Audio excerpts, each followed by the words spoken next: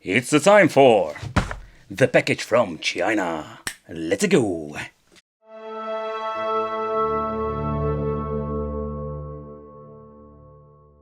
I'm always on the hunt for cool stuff that you can pick up from AliExpress, and when it comes to Bartops, I did use affordable a lot in the past because I think there were a lot of affordable options there. But when you're looking maybe at your local prices and AliExpress, it makes no sense and it's not affordable. But nevertheless, I just wanted to take a close look at the sub-retro or super retro, I have no idea how to pronounce this. Nevertheless, a retro machine that comes with two variants. First of all, we're going to get the Pandora's variant and the Raspberry Pi 4. The unfortunate thing is the Raspberry Pi 4 version is a little bit expensive, simply because the Pi boards were expensive when making this video. But maybe in the future they can get way cheaper, and I must say it does have a lot of potential. So first of all, what I love about these things, that they are so compact. They are looking really cute, and if you don't have a lot of space in your gaming room, this is so convenient. The blue one is the Pandora box version. Unfortunately, the Pandora's box is not the best version out there.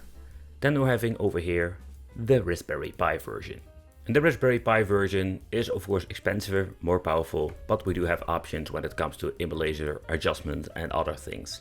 It is more, let's say, friendly when it comes to messing around with it. Where the Pandora's box is cheaper, and when it comes to Pandora's box we do have less plug and play situation. The casing itself is identical to each other. We have different colors. I think the only color I don't own is the red version. Maybe in the future we'll pick it up if a version 2 will come out. But the overall, let's say, aesthetics are the same. The minor differences are the joysticks. We have a different spring, and when it comes to the blue version we have translucent light-up buttons, or at least a different touch to it. Let's put it that way. But let's go in depth with these devices. More than enough for most games. The joystick itself is a very nice, loose micro-stick joystick, and I can say this thing is super responsive, very pleased about it. The buttons is a different story. Like these cheap quality buttons, it's a very long travel button. It's not really bad, but I'm just going to be honest, I wish they used Senwa. When powering on, you're going to get this amazing light up feature. It's not too bright, it looks very nice. We're going to get two very tiny speakers. And I must say, they sound quite nice. Mid and high are very good, and a slightly touch of bass.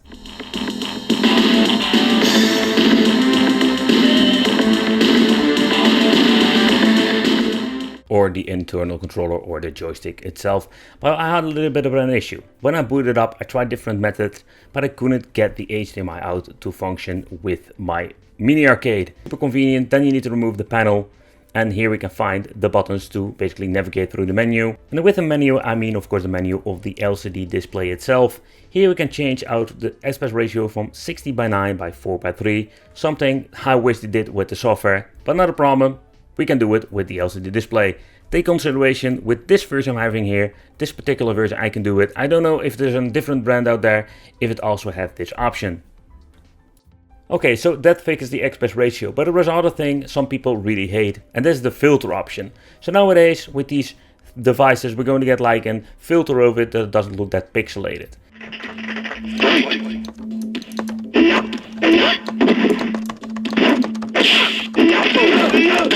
Get over here!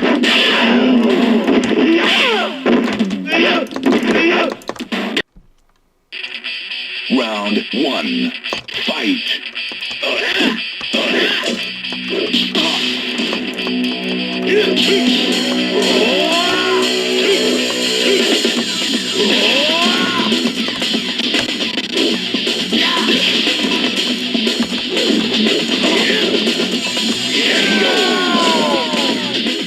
When it comes to playing games, I just want to do a quick teardown, so if you can maybe upgrade this device. And also, can we even do a very quick teardown? Yeah, okay, so first of all I needed to remove the control panel. That is something I needed to do. So then I wanted to basically get this part out, but I couldn't. And I'm more like, shit.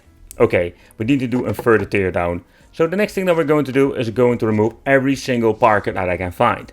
So the next thing that we need to do is removing all the freaking parkers from the back, so we can remove this part and see if we can manage to just take a close look in the inside. Another thing that I want to do is like, what can we get in the inside and can we upgrade it in the future? What are like the modding possibilities? Okay, so at the back of the device there we're going to get all the connections, and here we can see this thing is packed with a Raspberry Pi number 4.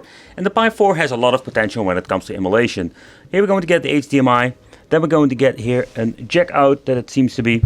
They're going to get the input for the 12-volt adapter, the 4 USB ports that we can use for example, a controller, so you can use this thing like in game system, and the RJ45 connection for internet.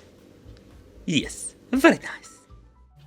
But I just wanted to give you a quick look at the HDMI functionality, but sadly it seemed not to be working with a plug-and-play solution. A little bit of a bummer. Maybe if you mess around with the settings it's possible to get it working, but I just wanted to see for this video if you can plug and play it and use it like in game system. But it is not that easy. Okay, there is one thing that you always need to double check. So here at the back we're going to get the compartment for the batteries.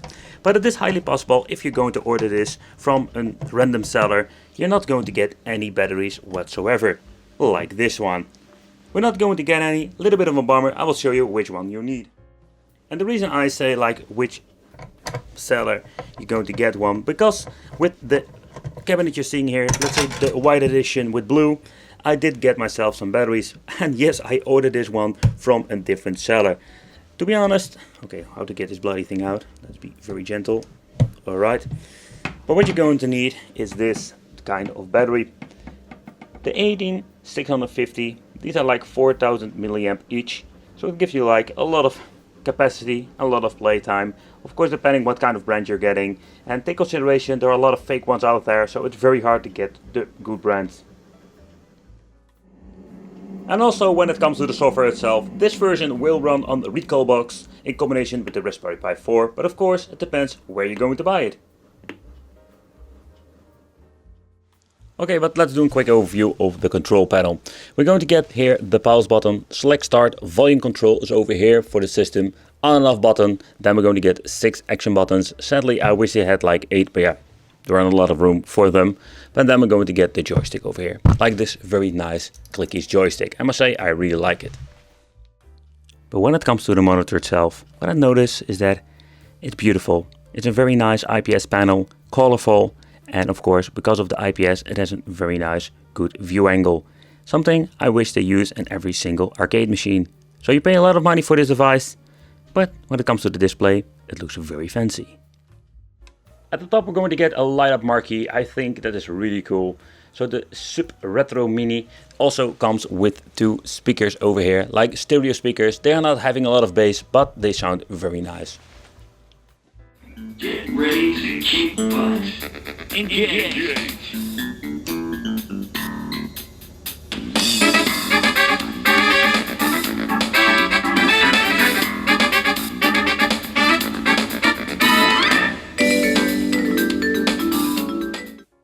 My version came with the Raspberry Pi 4. I already said, like, I don't know if the seller will always give you this tiny mainboard. It would be cool if they'll just give you this. It would be cool to have this in your collection. Why? Not to swap out with the Raspberry Pi. You can use it like a spare, but what is really cool, you can always use it for projects, because that board is still capable of running up to, I think it was like up to PlayStation 1.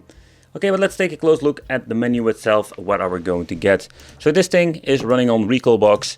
But what I like about the Raspberry Pi 4, it is way more powerful. So this will run up to Sega Dreamcast. Depends if they reconfigured everything correctly.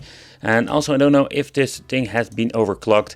But in the end, this thing is capable of running way more stuff than the previous board that was in here. So I think it's a very big positive thing. And the menu itself looks pretty cool. And take consideration with the Recalbox, it's user friendly, and you still need to have a little bit of experience when it comes to, let's say, adding games and stuff, but you have the freedom to do whatever you want to do with it. And we have a lot of great stuff like Sega and Sega 32X, stuff that you couldn't play with the previous mainboard.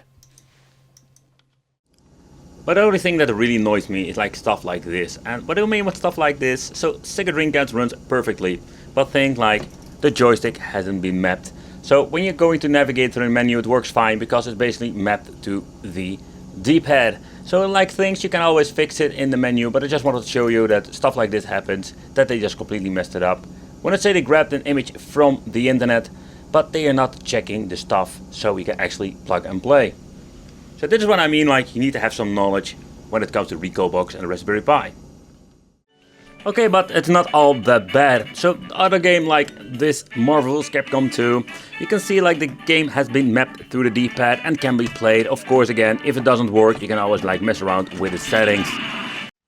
Okay, so at the front we're going to get two Parkers and we can basically remove these and we can flip up the panel and just remove it. So let's do that first. So what I like about it, that is a very nice, sturdy, high quality feel casing, even if made out of plastic film plastic. That the Parkers are holding the parts together, I'm not a big fan of it. I'm just going to be honest, but it seems to be working. I think you don't need to remove this thing like 5 times, because otherwise the holes will be not perfectly anymore. Okay, so now the front panel has been removed. You can just basically flip this one open. It's going to be a little bit of wiggling around. Eventually it will come out.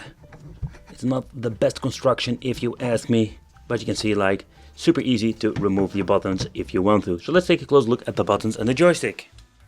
It's like with the previous model, we're going to get like the smaller arcade buttons, so if you want to change them out for a different brand, that is possible. So the joystick, I don't know, to be honest, if this thing is replaceable or not, but I can tell you like this thing plays very well. I think that is quite concerning. So that's the Raspberry Pi. I think that's a genius way. Here you can see it's using the original EDA connection, so you can just basically plug it out without having the hassle of putting everything in the right place. That's perfectly, but the cooling solution. Look at this, like basically they're using a cooling passive element with an active cooling on top of it. Like this combination is not the best way to cool it. Another thing that I noticed is that the CF card is over here. So if you're going to have an issue with the CF card, yeah, you need to basically rip this thing apart at the back to get to the CF card. Both devices, I do like them. The Pi, in my opinion, is the best one, but it comes with a hefty price tag, where the Pandora comes with a lot of problems. I want to thank you all for watching. Consider subscribing, hit the little bell, and it would be great to see you in the next video.